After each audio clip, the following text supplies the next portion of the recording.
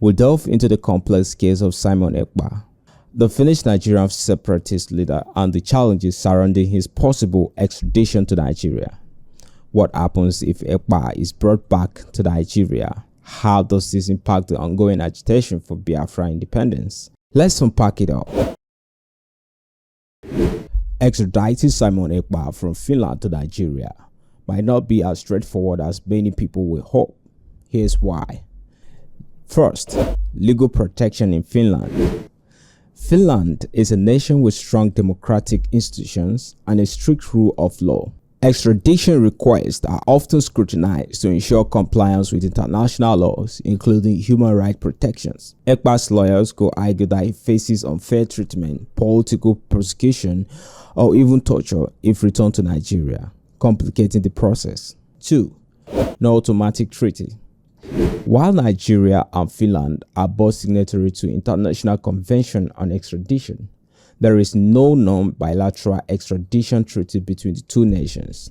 This means any extradition process could require a special diplomatic arrangement, which could be time-consuming.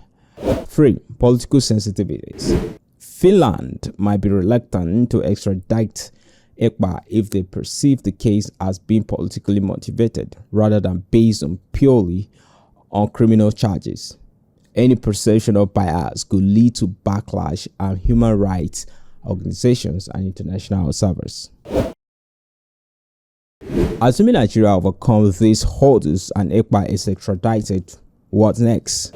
Will Nnamdi Kanu be released? Nnamdi Kanu, the leader of the indigenous people of Biafra, IPOB, has been in detention for over 8 years since his arrest in Kenya.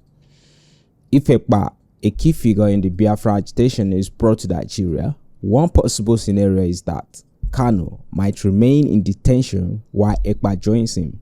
However, there is a growing sentiment, especially among international observers, that Kanu's prolonged detention has not resolved the agitation for Biafra but exacerbated it. Ekpa's extradition might bring renewed pressure on the government to either release Kanu or put him through a fake judicial process. Releasing Kanu could be seen as a gesture to ease tension in the southeast, but will the government be willing to take that step? 2. Will both be detained? If both Ekpa and Kanu remain detained, it could be a strategic move by the Nigerian government to weaken the Biafra movement by silencing its top leaders. But this strategy might backfire. The joint detention could turn into symbols of resistance, rallying even more supporters to the Biafran cause, both at home and in diaspora. First, a leaderless movement. The Biafra agitation has shown a remarkable ability to adapt, even when its leaders are incapacitated. When Kanu was arrested, Ekpa stepped into the vacuum. If both leaders are detained, it's likely another figure, possibly someone from the diaspora, will emerge to carry on the mantle. Movements like these are often driven by a shared ideology rather than a single individual. 2. A shift in tactics. The detention of prominent leaders could force the movement to evolve, possibly becoming less centralized and more grassroots. This could make it harder for the government to address or suppress, as agitation might take new forms beyond traditional leadership structures. Third, continued unrest.